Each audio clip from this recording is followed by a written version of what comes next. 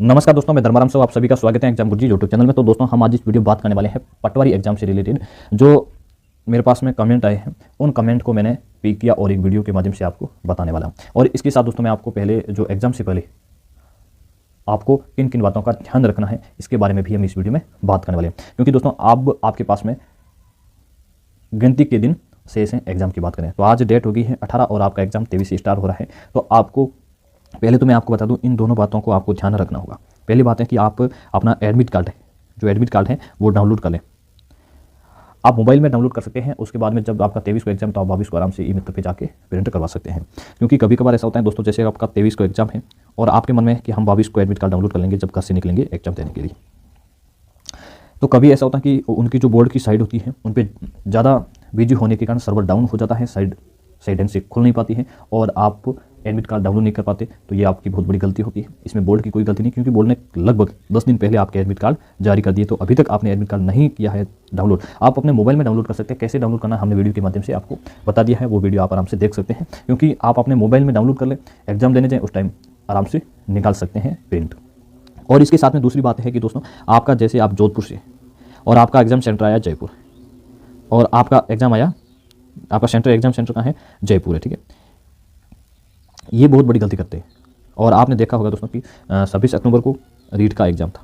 उस टाइम कई बच्चों ने ये गलती की थी कि आपका सेंटर जयपुर है तो आपका 23 को एग्जाम है, कब 23 को एग्जाम है तो आपको घर से 22 को निकल जाना है दोस्तों। एक दिन पहले एग्जाम सेंटर पर जाना है दोस्तों, कम से कम एक दिन पहले एग्जाम सेंटर पर जाना चाहिए। क्योंकि दोस्तों, आपने देखा होगा 26 अक्टूबर को रीट का एग्जाम था। उस टाइम दो बच्चियाँ एक अपने एग्जाम सेंटर पे 2 मिनट लेट पहुंची थी और उनको नो एंट्री नहीं दी गई। तो उसके साथ क्या बीती होगी आप सबको पता है।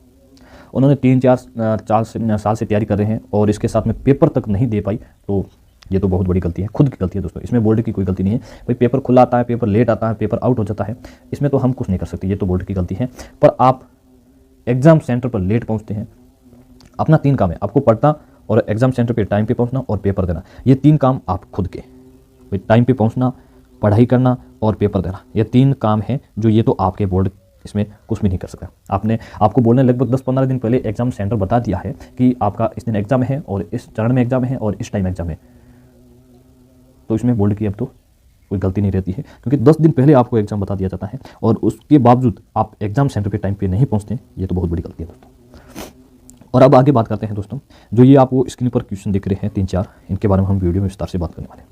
पहला क्वेश्चन है कि कितने क्वेश्चन अटेंड करें, कैटेगरी वाइज बताने वाले हैं। और इसके साथ में सेफ स्कोर कितना रहेगा कि हम इतना यदि स्कोर कर दे तो हमारा प्री क्लियर हो जाएगा। और इसके साथ में कौन सा विषय पहले हल करें और कैसे बसे नेगेटिव मार्किंग से, और कम से कम कितने क्वेश्चन अटेंड करने हैं कैटेगरीज वाइज और मेल फीमेल सबका हम अलग अलग बताने वाले हैं इस वीडियो में। आप देख सकते हैं, हम अलग से एक आपके लिए टेबल बना के आए हैं। इन टेबल में अच्छे से हम समझेंगे। हमने जितने आपके गत वर्ष के पेपर थे, पटवारी के जितने भी पेपर हुए गत वर्ष के, जो पिछले पेपर थे, कई सालों से पटवारी का पेपर, जो पिछले जितने भी पेपर थे, उन सब पेपर को हमने देखा कि भी अधीनस्थ बोर्ड किस टाइप का पेपर बनाता है और पेपर का लेवल क्या रहता है और कितनी मेरिट रही। सबको देखने के बाद हमने ये टारगेट आपके लिए फिक्स किया कि इतना तो टारगेट आपको रखना चाहिए और इतने क्वेश्चन आपको अटेंड करने ही पड़ेंगे प्री एग्जाम क्लियर करने के लिए। और इसके साथ में हम जो आपको टारगेट बता रहे हैं, ये टारगेट 4-5 क्वेश्चन हमने ज़्यादा ही लिए। क्योंकि ऐसा होता है कि दोस्तों, आप सबको पता है कि आप एग्जाम देने चाहते हैं, उस टाइम जैसे आपका टारगेट है कि मेरे को कंप्यूटर का 15 क्वेश्चन आता है, उनमें से कम से कम 10+ क्वेश्चन करके आना है। 10+ आपका टारगेट है। उनमें से कभी कभार ऐसा होता है 2 से 3 क्वेश्चन आप क्या करेंगे, आपको क्वेश्चन आते हुए भी क्या होंगे, गलत हो जाएंगे। क्योंकि दोस्तों, जब आप एग्जाम हॉल में बैठते हैं वहाँ आपका माइंड अलग होता है, आप पे प्रेशर होता है। तो इसलिए आप आते हुए क्वेश्चन 2-3 क्वेश्चन गलत कर देंगे। इसलिए आपका टारगेट थोड़ा अप होगा, तो आपका आराम से प्री क्लियर हो जाएगा। तो पहले हम बात करते हैं इन 2 क्वेश्चन, उनके बाद में बात करेंगे कितने क्वेश्चन अटेंड करने। अपना पहला क्वेश्चन है कि कौन सा विषय पहले हल करें। भाई कौन सा सब्जेक्ट, जो जैसे कंप्यूटर है, रीजनिंग, मैथ है, राजस्थान जीके हैं, इंडिया जीके करंट अफेयर्स है, इंग्लिश हिंदी, इनमें कौन से सब्जेक्ट को पहले हल करें।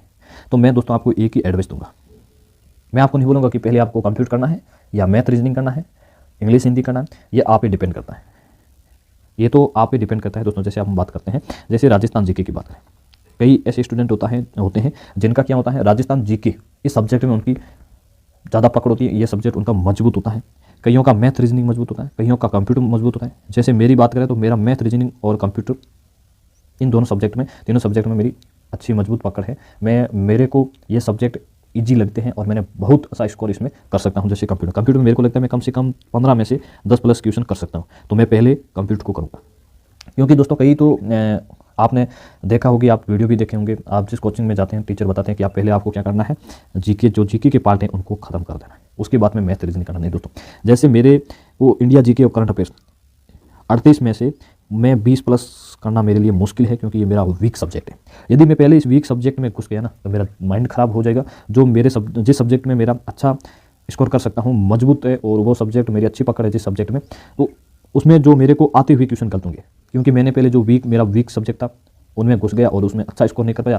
तो ऐसा होता है कि भाई इसमें मैं 38 में से 20 प्लस नहीं कर पाया तो खाक का मेरा सिलेक्शन होगा या प्री क्लियर होगा। तो इसलिए मैं आपको बता दूं कि भाई कौन सा विषय पहले हल करें, इसके बारे में तो आप खुद को डिसाइड करना पड़ेगा, क्योंकि जिस सब्जेक्ट में आपकी अच्छी पकड़ है, मजबूत है, उस सब्जेक्ट को आपको पहले करना है। आपके यदि कंप्यूटर में ज़्यादा पकड़ है तो आपको पहले कौन से सब्जेक्ट को शेयरना चाहिए, कंप्यूटर को करना चाहिए। और इसके साथ उसमें आपको बता दूं, कई ऐसे स्टूडेंट होते हैं जो पेपर को अच्छे से कर लेते हैं, उसमें अच्छे से टिक मार्क कर देते हैं, और जो ओमार सीट होती है, ओमार सीट भरते समय बहुत बड़ी गलती कर देते हैं। वो गलती होती है जैसे कि मैंने पेपर शुरू किया, पहले कंप्यूटर को कर लिया, उसके बाद में मैथ रीजनिंग को कर ली, राजस्थान जीके कर लिया, इंडिया जीके पूरा पार्ट कर ली। पूरी पार्ट करने के बाद में मैंने ओमार सीट पढ़ना शुरू किया, और मेरे पास में अब 20 मिनट से मैं जल्दबाजी में से करूँगा, जिसमें आपको समझा देता हूँ कि जैसे मैंने कंप्यूटर के 10 क्वेश्चन में से 15 क्वेश्चन में से, जो कंप्यूटर के आपके 15 क्वेश्चन में से मैंने 10 क्वेश्चन कर लिए। कितने की? 10 क्वेश्चन कर लिए। इस बात को अच्छे से समझो दोस्तों, मैंने 10 क्वेश्चन के लिए पहला क्वेश्चन कर लिया, दूसरा मैंने क्वेश्चन छोड़ दिया क्योंकि नेगेटिव मार्किंग, मैंने तीसरा कर लिया, चौथा भी छोड़ दिया और पांचवा भी छोड़ दिया। और आपके पास में जो लास्ट टाइम बचा है 20 मिनट, और आप ओमार सीट पढ़ने जा रहे हैं, तो आप जल्दबाजी में क्या करेंगे, फटाफट भरने की कोशिश में ए में भर देंगे, और दूसरा क्वेश्चन किया नहीं और तीसरा किया, फिर भी दूसरा जल्दबाजी में भर देंगे। तो आपका क्या हुआ, जो तीसरे का आंसर था वो दूसरे में सेट हो गया। ओमार सीट में भरने के बाद आप क्रॉस नहीं कर सकते। भाई ऑनलाइन एग्जाम होता है उसमें चेंज कर सकते हैं, परंतु ऑफलाइन में आप चेंज नहीं कर सकते। ओमार सीट में भरने के बाद आपको भर दिया, यदि कट करते हैं तो आपकी ओमार सीट वो चेक तक नहीं होगी, चेक होगी फिर वो गलत माना जाएगा, क्योंकि आप क्रॉस करेंगे या कट करेंगे वो नहीं माना जाएगा दोस्तों। इसलिए आपको क्या करना, मैं तो यही एडवाइस देता हूँ दोस्तों। उसके बाद में तो आपको जैसे करना वैसे करना, मैं यहाँ पे कोई दबाव नहीं डाल रहा हूँ, फिर भी मेरे पास में मैंने जो एनालाइज किया है उसके अनुसार आपको क्या करना चाहिए दोस्तों।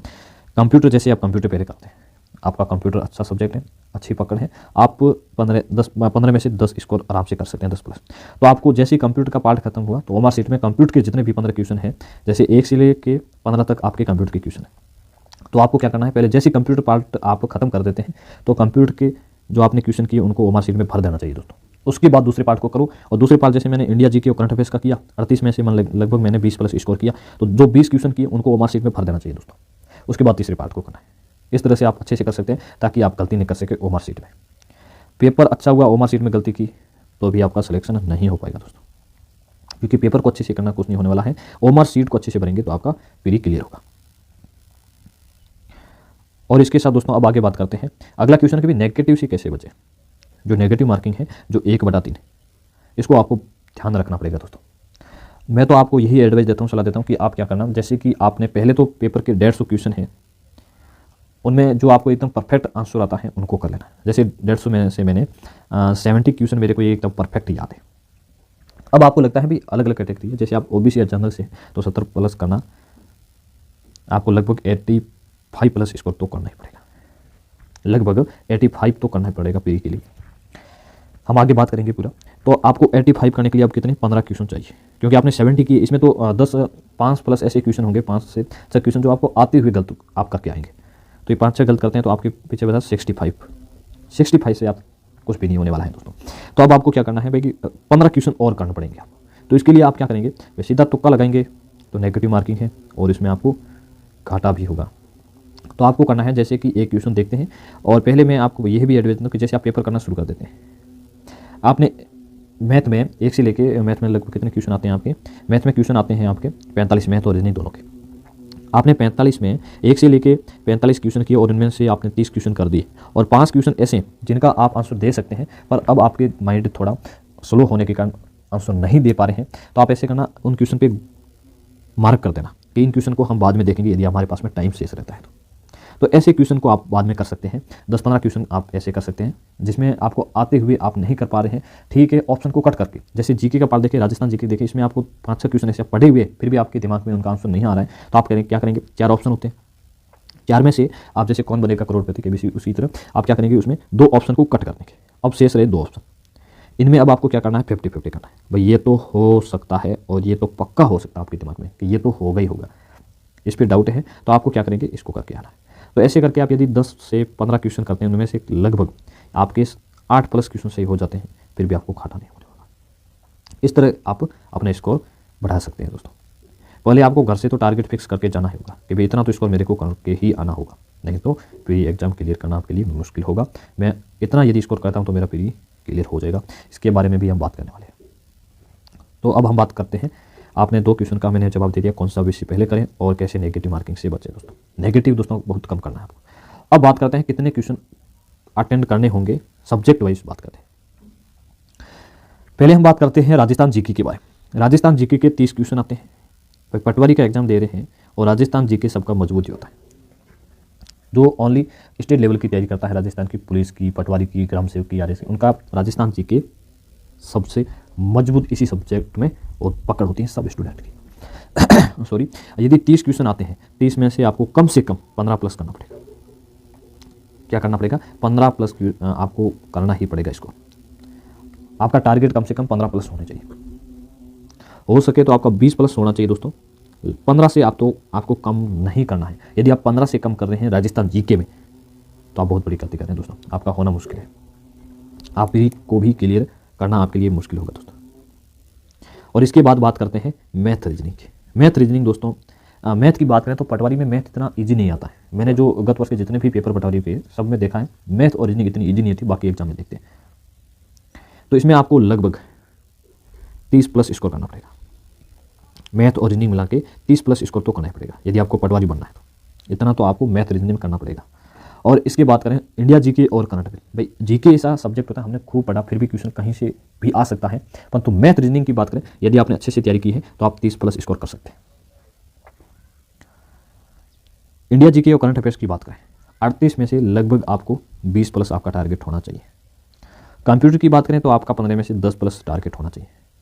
और इंग्लिश हिंदी की बात करें तो आपका कम से कम कितना होना चाहिए, 15+ टारगेट होना चाहिए। यदि इतना टारगेट आप रखते हैं, घर से निकलते हैं भाई मेरे को राजस्थान जीके में कम से कम 15+, मैथ रीजनिंग में 30+, इंडिया जीके और करंट अफेयर्स में 20+, कंप्यूटर में 10+, और इसके साथ में बात करते हैं हिंदी इंग्लिश की तो कम से कम 15+। कई स्टूडेंट ऐसे होते हैं जिनका मजबूत, जैसे राजस्थान जीके हैं, इंडिया जीके हैं, कंप्यूटर है, हिंदी इंग्लिश, इसमें पकड़ ज़्यादा है, तो इनमें आप इसको थोड़ा ज़्यादा कर सकते हैं। और जिनकी मैथ रीजनिंग वीक है तो बाकी सब्जेक्ट आप में ज़्यादा क्वेश्चन कवर कर सकते हैं। जैसे राजस्थान जीके में आप मैथ रीजनिंग आप 30 की जगह 25 कर पाते। और राजस्थान जीके सब्जेक्ट की बात करें तो आपकी इसमें अच्छी पकड़ है, मजबूत है। आप यदि 20+ कर लेते हैं तो इसकी भरपाई वहाँ हो जाएगी आपकी। यदि आप इतना अटेम्प्ट करते हैं, इतना आपका टारगेट है, तो आराम से आपका दोस्तों पीरी क्लियर हो जाएगा।